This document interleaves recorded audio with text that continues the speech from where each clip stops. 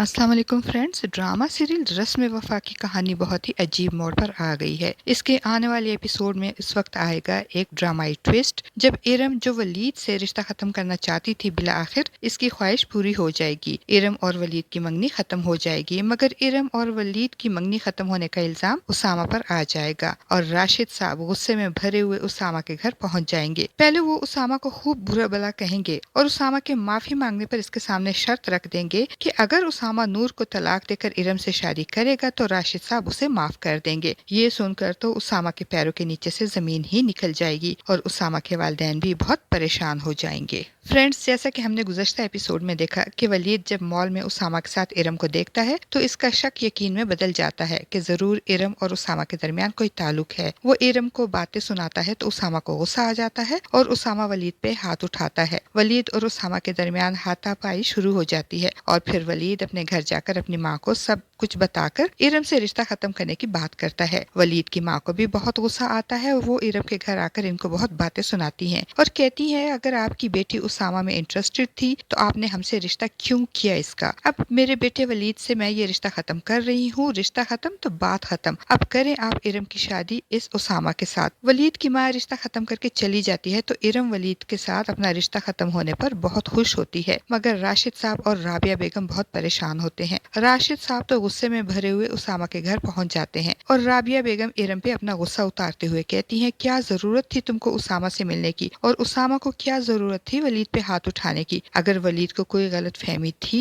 तो बहुत तरीके थे गलत फहमी दूर करने के। उसामा को वलीद पे हाथ उठाने की जरूरत नहीं थी, मगर इरम तो बहुत खुश और पुरसकून होती है। उसे कोई पशेमानी कोई परेशानी नहीं होती, क्योंकि वो तो चाहती थी कि किसी तरह वलीद के साथ इसका रिश्ता खत्म हो जाए और बिला आखिर इरम की ख्वाहिश पूरी हो गई और वलीद के साथ इसकी मंगनी टूट गई। दूसरी तरफ उसामा जब राशिद साहब की शर्त मानने से इनकार कर देगा तो राशिद साहब को मजीद गुस्सा आएगा और इनको गुस्से की शिद्दत से दिल का दौरा पड़ जाएगा। उसामा और इसके वालिद फराज साहब राशिद साहब को लेकर हॉस्पिटल जाएंगे, जहां डॉक्टर इनको बता देगा कि मरीज को लाने में देर हो गई। यहाँ लाने से पहले ही इनके दिल की धड़कनें बंद हो चुकी थी। डॉक्टर साहब की बात सुनकर उसामा के तो पैरों के नीचे से जमीन ही निकल जाएगी। वो बहुत परेशान होगा ये सोच सोच कर कि अब वो किस मुंह से अपनी फूफो का सामना करेगा। दूसरी तरफ इरम की माँ राबिया बेगम ये सोच सोच कर परेशान होगी कि राशिद साहब अभी तक घर क्यों नहीं आए। वो अपना गुस्सा इरम पे निकालते हुए कहेंगी हो गई तुम्हारी तसल्ली, तुम यही चाहती थी ना कि ये रिश्ता खत्म हो, लो हो गया ये रिश्ता खत्म, अब तो तुमको सुकून आ गया। फ्रेंड्स, इरम और वलीद का रिश्ता चूंकि उसामा की बहन जारा की वजह से हुआ था, क्योंकि वलीद की बहन जारा की बेस्ट फ्रेंड होती है, इसलिए इरम और वलीद की मंगनी टूटने का सुनकर जारा परेशान होकर वलीद को फोन करेगी और इसे समझाते हुए कहेगी तुमको जरूर कोई गलत फहमी हुई है, क्योंकि उसामा और इरम का ऐसा कोई रिलेशन नहीं है, वो तो आपस में इतने अच्छे दोस्त भी नहीं हैं। और यहाँ हमारी प्रिडिक्शन के मुताबिक जारा की बात सुनकर वलीद उसे बता देगा कि आप कैसी बातें कर रही हैं जारा आपी, इरम खुद मुझसे हर वक्त उसामा की बातें करती रहती थी, इसका तो मुंह नहीं सूखता था उसामा की तारीफें करते, मैंने जब जब उसे फोन किया उसने मुझसे उसामा की ही बात की, इरम की तो हर बात में उसामा ही होता था। वलीद की बातें सुनकर तो जारा भी परेशान हो जाएगी और दूसरी तरफ राशिद साहब की मौत की खबर सुनकर इरम और इसकी माँ दोनों ही सदमे में चली जाएंगी। फराज साहब और उसामा राशिद साहब की डेड बॉडी लेकर इनके घर जाएंगे। उसामा में तो हिम्मत ही नहीं होगी अपनी फूफो का सामना करने की, पहले अपने बेटे की मौत और अब अपने शौहर की मौत के बाद तो राबिया बेगम बिल्कुल टूट फूट का शिकार हो जाएंगी और रोते हुए उसामा से कहेंगी उसामा तुमने तो मेरा घर ही खाली कर दिया, पहले मेरे बेटे को और अब मेरे शौहर को भी मार दिया। उसामा के पास तो अल्फाज ही नहीं होंगे अपनी सफाई में कुछ कहने के, और जब उसामा का बाप फराज साहब उसामा की सफाई में कुछ कहने की कोशिश करेगा तो राबिया बेगम इनकी कोई बात सुनने को तैयार नहीं होंगी। वो उसामा पे शदीद नाराज होंगी और अपने भाई से सारे ताल्लुकात खत्म कर देंगी। नूर भी उसामा की अम्मी के साथ राशिद साहब की मौत की खबर सुनकर इनके घर जाएगी तो इरम को रोते और पछताते देकर उससे कहेगी अब रोने और पछताने का क्या फायदा,